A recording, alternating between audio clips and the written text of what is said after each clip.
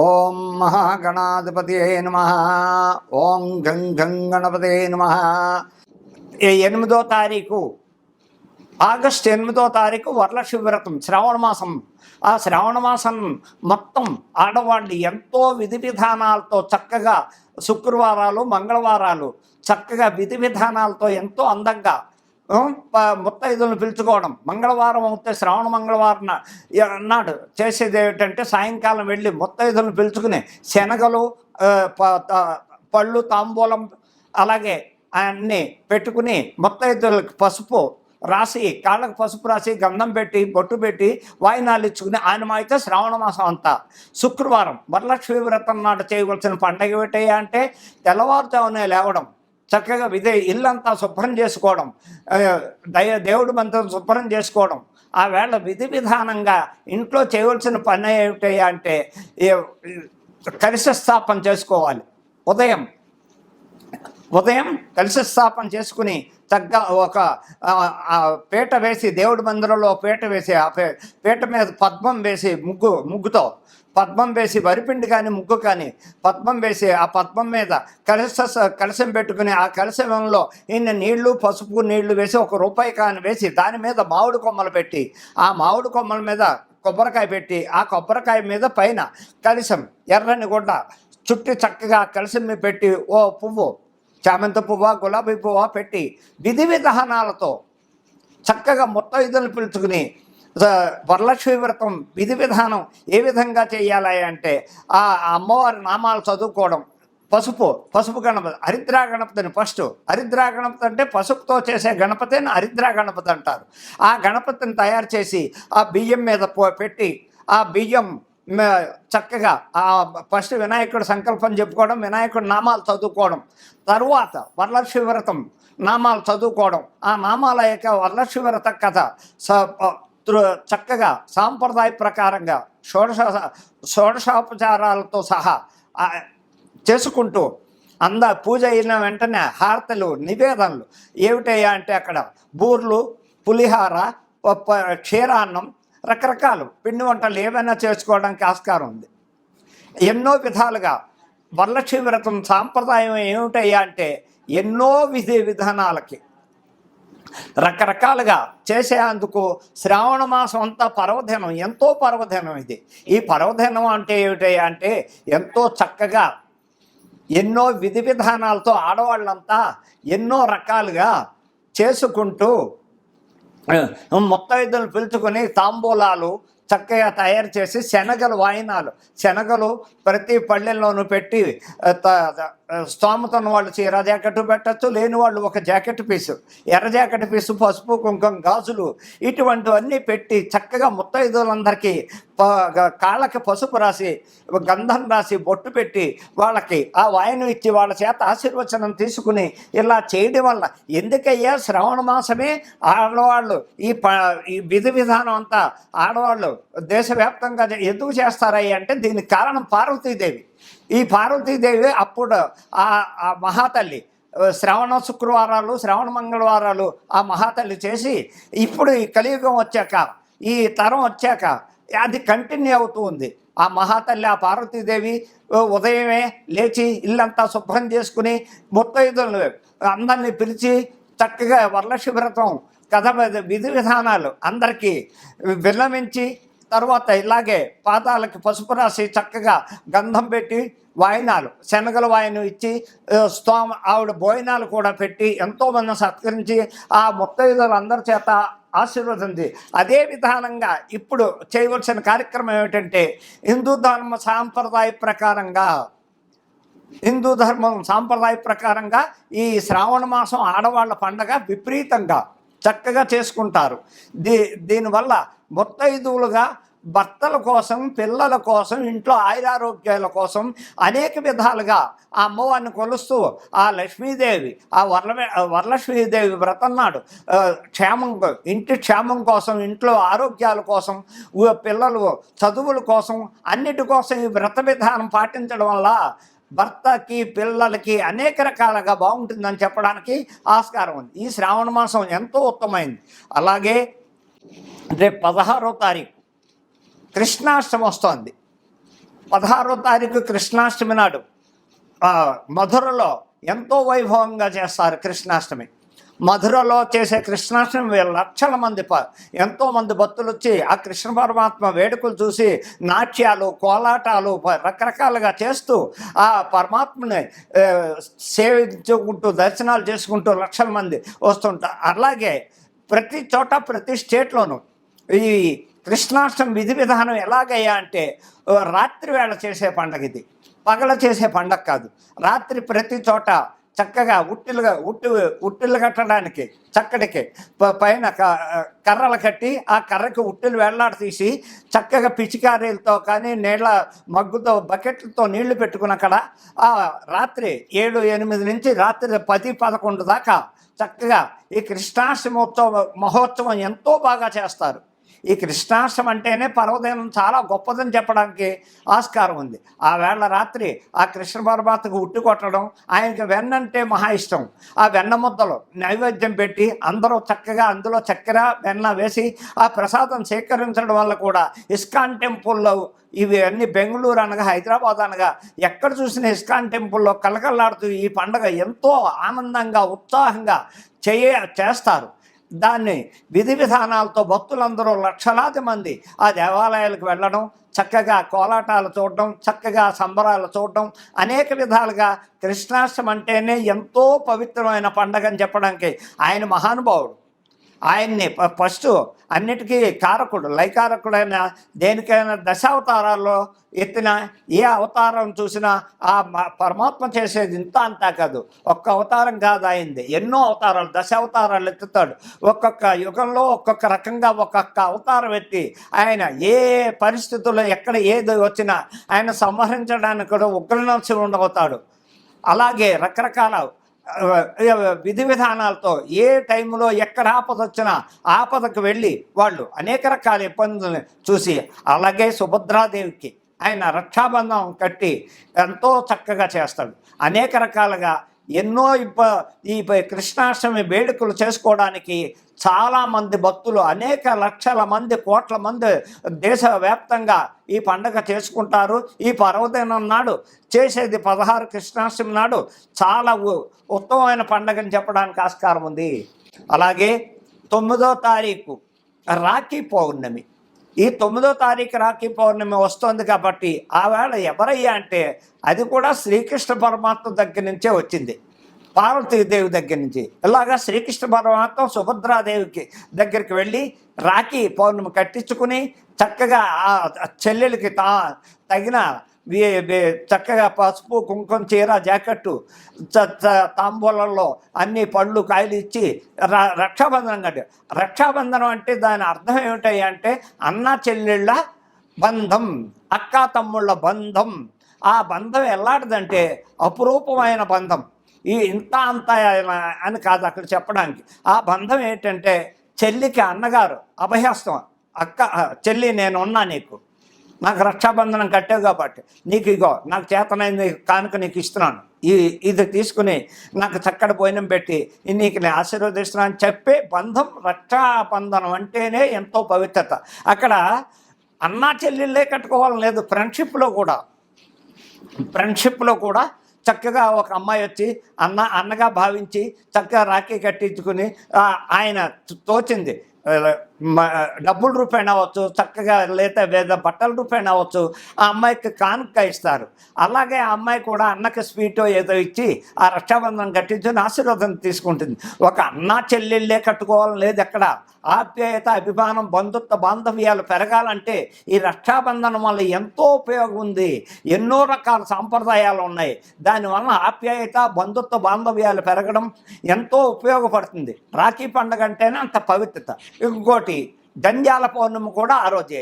బ్రాహ్మణులు అన్న వాళ్ళంతా వైష్ణవులు అనగా, వైశ్యాస అనగా, ఎవరైనా చారీలు అనగా ఆ వేళ యజ్ఞోపవీతం, నూతన యజ్ఞోపవీతం వేసుకుని చక్కగా సంకల్పం చెప్పి ఆ యజ్ఞోపేతం వేసుకుంటూ ఆ గాయత్రి మంత్రాన్ని 11 సార్లు స్మరించి పాత యజ్ఞోపేతం ఉండగా కొత్త యజ్ఞోపేతం వేసుకుని ఆ పాత యజ్ఞోపేతం పక్కన పెట్టి రాఖీ పౌర్ణమి, అదే జంధ్యాల పౌర్ణమి అంటారు, దాన్నే రాఖీ పౌర్ణమి అంటారు, అన్నా చెల్లెళ్ళ బంధం అంటారు. అనేక రకాలుగా పౌర్ణమి నాడు ఎన్నో రకాల ఉపయోగాలు ఉంటాయని చెప్పడానికి ఆస్కారం ఉంది. ఇది శ్రావణ మాసంలో చేయవలసిన పండగలు, చక్కగా ఈ పండగలు. అలాగే ఇంకా ఈ 27వ తారీఖు వినాయక చవితి పండుగ కూడా వస్తోంది. ప్రప్రదంగా వినాయకుడు అంటేనే దేశవ్యాప్తంగా వినాయకుని కొనవలన పండగ లేదు, శుభకార్యం లేదు. మొట్టమొదటిసారిగా ఏ శుభకార్యం చేసినా ఏం చేసినా వినాయకుడిని ఆరాధించాకే, చక్కగా హరిద్రా గణపతిని ఆరాధించాకే. వినాయకుడు లేని పండగ కానీ, పెళ్ళిళ్ళు కానీ, ఉపనయనాలు కానీ ఏ శుభకార్యం చేయడానికి ఆస్కారం లేదు. అలాగే వినాయకుడు మొట్టమొదటిగా కొలిచేది వినాయకుడు. అలాగే 27వ తారీఖు వినాయక చవితి పండుగ వస్తోంది ఈ నెల. ఆ వినాయక చవితి నాడు యథావిధిగా పొద్దున్నే తలస్నానాలు చేసి పట్టు వస్త్రాలు కానీ లేకపోతే మామూలు ఉద్దిగ్న వస్త్రాలు కానీ ధరించి వినాయకుడు విగ్రహాలు తెచ్చుకుని చక్కగా స్థాపించి ఇళ్లల్లో చేసుకునే వాళ్ళు బయట మందిరాలు, మండపాలు లక్షల రకాలు చేసుకుంటారు. అదే మన ఇళ్లలో చేయవలసిన సాంప్రదాయం మట్టి గణపతి. కలర్ గణపతులు అవి ఇవి తేకూడదు. మట్టి గణపతి ఇంత హైట్లో ఉన్న తెచ్చుకోవడం. పొద్దున్నే విధి విధానంగా అన్ని రకాల పత్రులు, పువ్వులు, మారేడు దళాలు, అన్ని రకాల గన్నేరు పత్రులు, రకరకాల పత్రులు అన్నీ తీసుకొని పువ్వులు, పళ్ళు, కొబ్బరికాయలు అన్నీ దగ్గర పెట్టుకోవడం. అక్కడ మండపం ఏర్పాటు చేసుకోవడం. ఆ మండపం మీద బియ్యం పోయడం, తెల్లని వస్త్రం పరిచి ఆ తెల్లని వస్త్రం మీద బియ్యం పోసి ఆ బియ్యం మీద చక్కగా వినాయకుడిని స్థాపించి పసుపు కుంకుమ బొట్టు పెట్టి ఇంకా సంకల్పం మొదలుపెట్టి హరిద్రా గణపతి చేయాలి. పసుపుతో చేసిన హరిద్రా గణపతి తామలపాకులో పెట్టి ఆ వినాయకుడి దగ్గర పెట్టి ముందు ఆచమనం చేసి సంకల్పం చెప్పుకుని వినాయకుడికి చక్కగా ఆ నామాలన్నీ చదువుకుని 108 నామాలు చదివి వినాయకుడి కథ చెప్పుకుని ఆ కథ చెప్పుకున్నాక అక్షతలు ఇంటిలో పాతి వేసుకుని ఆయనకి నివేదన ఏమిటయ్యా అంటే గరికతో చేసి బెల్లం ముక్క అక్కడ పెట్టి అసలైన ప్రీతి అయింది ఉండ్రాళ్ళు. ఆ ఉండ్రాళ్ళు నివేదన, ఉండ్రాళ్ళు చేసి చక్కగా ఇంటిలో పాతి ప్రసాదం లాస్ట్ కథ విన్నాక అన్నీ అయిపోయాక అక్షతలు వేసి ఈ ఇంట్లో అందరూ ఉండ్రాళ్ళు ప్రసాదం తీసుకోవడం. చక్కగా ఎవరైనా మన ఇంటికి బంధువులు వస్తే వాళ్ళకు కూడా ఇంటి పక్క వాళ్ళకి కానీ ఇంట్లో ఉన్న వాళ్ళకి కానీ ఆ ఉండ్రాళ్ళు నివేదన ఆ ప్రసాదం బుడవల కూడా ఎంతో అవి ఏ విఘ్నాల్లో లేకుండా ఉంటాయి. అలాగే చంద్రుడిని చూడకూడదు. సాయంకాలం నీలాప నిందలు పడతారని సామెత ఉంది. ఆ నీలాప నిందలు పడకూడదంటే మనం వినాయక చవితి నాడు ఆ కథ విని ఆ కథ అక్షతలు నెత్తిమి వేసుకోవడం వల్ల ఏదైనా పొరపాటు జరిగినా ఏ విఘ్నం లేకుండా ఆ ఇంటికి అన్ని శుభాలు చేస్తాడని వినాయక చవితి పర్వదినం అనేక రకాలుగా ఏ రకంగా అన్ని రకాలుగా ఆ నామాలు చేసుకుని ఆయన్ని కొలవడానికి వినాయక చవితి పర్వదినం ఆడ మగ సామెత లేదు. అందరూ చక్కగా తెల్లవారుజామున లేవడం, శుభ్రతగా తయారవడం, శుభ్రమైన బట్టలు కట్టుకోవడం, పిండి వంటలు నచ్చిన పిండి వంటలు చేసుకోవడం. ఫస్ట్ ఉండ్రాళ్ళు, గరిక, బెల్లం ఆయనకి ఇంపార్టెంట్. దాంతో ఆయనకి షోడశోపచారాలతో చక్కగా సాంప్రదాయంగా ఆ వినాయక చవితి ఇంటిల్లిపాది చేసుకుని సుఖ సంతోషాలతో ఉండాలని మరీ విన్నపిస్తున్నాను. ఇది ఇంకపోతే రాశి ఫలాలు. ఇకపోతే కుంభరాశికి ఏలినాటి శని నడుస్తుంది. కుంభరాశికి కూడా ఏం బాగోలేదు. ఎందుకంటే ఇంకా బ్యాలెన్స్ ఆఫ్ పీరియడ్ 3 సంవత్సరాలు బ్యాలెన్స్ ఆఫ్ పీరియడ్ ఈ కుంభరాశి వాళ్ళకి ఏలినాటి శని నడుస్తుంది. వాళ్ళకు కూడా ఇబ్బందులు ఉన్నాయి.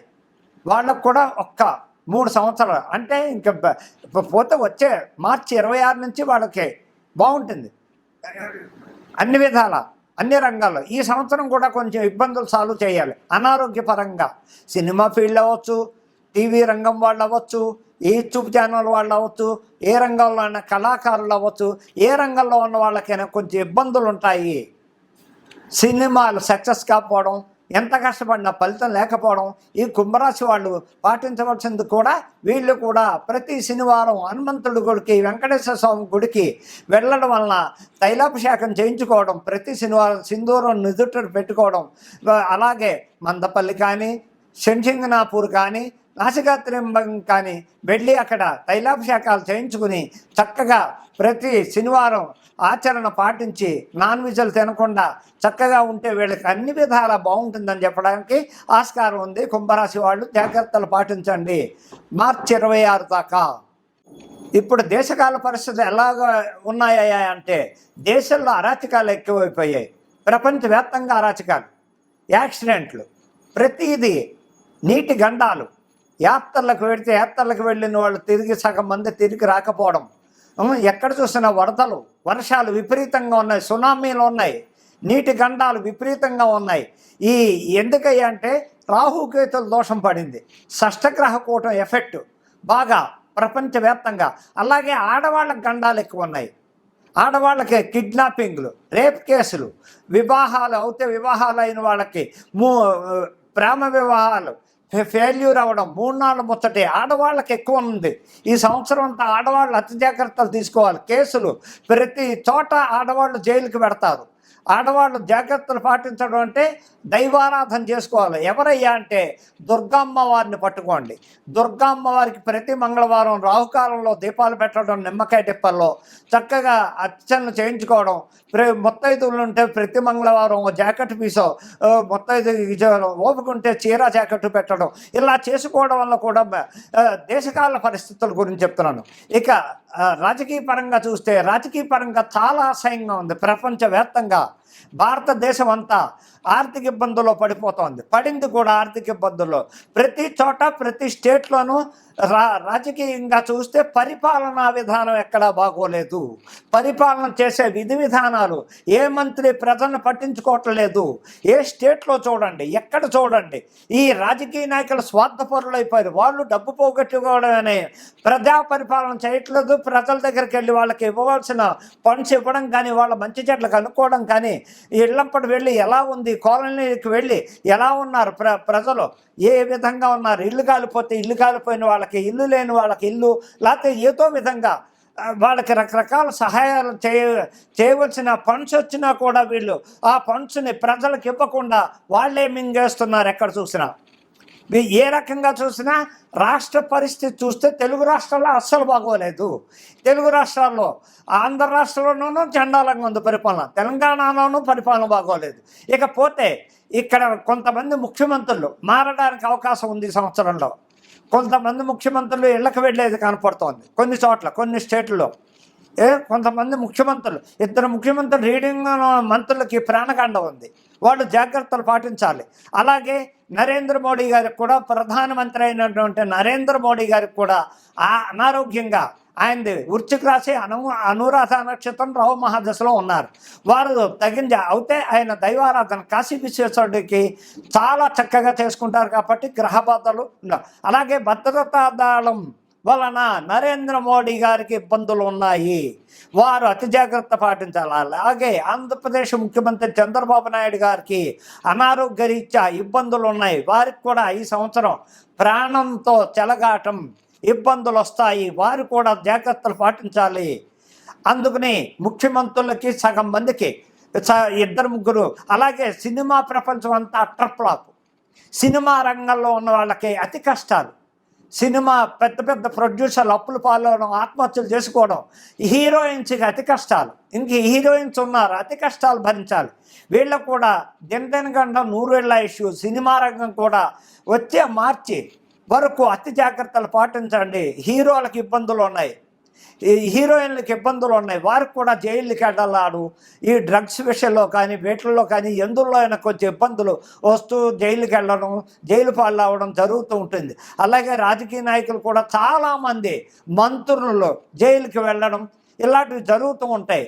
అతి జాగ్రత్తలు పాటిస్తూ దైవారాధన చేసుకుంటూ ఉంటే కూడా దేశకాల పరిస్థితుల్లో చెప్పాలంటే మొట్టమొదటిసారిగా ఆడవాళ్ళందరూ జాగ్రత్త పాటించండి. కిడ్నాపింగ్లు ఉన్నాయి, రేప్ కేసులు ఉన్నాయి, ఇలాగే దొంగతనాల కేసులు ఉంటాయి, వీళ్ళ మీద మర్డర్ కేసులు ఉంటాయి. ఆడవాళ్ళు 80% జైలుకి వెళ్ళేది కాలం ఈ సంవత్సరం అంతా ఎక్కువగా కనపడుతుంది. కాబట్టి ఆడవాళ్ళంతా అర్థం చేసుకుని జాగ్రత్తలు పాటించండి. 3 రోజుల ముచ్చట్లోనే ప్రేమలో పడటం, వివాహాలు 3 ముచ్చట్లలోనే విడాకులు తీసేసుకోవడం, లేకపోతే ఒక ఆడదాన్ని ముగ్గురేసి పెళ్ళైన భర్త, ప్రియుడు, ఇంకొకడు, ఇలాగే పెళ్ళయ్యాక భర్తను చంపించేయడానికి, లేకపోతే ప్రియుడిని చంపించేయడానికి, ఇన్నేక రకాలు ఆడవాళ్ళ అరాచకాలు ఎక్కువైపోతున్నాయి. అతి జాగ్రత్తలు పాటించండి అమ్మా, మీకోసం మీ మంచి కోరి చెప్తున్నాను. అర్థం చేసుకుని మా ఆశీర్వచనాలు ఎప్పుడు ఉంటాయని చెప్తున్నాను. అర్థం చేసుకోండి, నన్ను తిట్టుకోకండి, మీ మంచి కోరి చెప్తున్నాను. కోరి కష్టాలు కోరి తెచ్చుకోకండి. మహిళలందరూ అతి జాగ్రత్తలు పాటించండి. మాకు అక్క చెల్లెలతో సమానం, తల్లులతో సమానం అని విన్నవించుకుంటున్నా.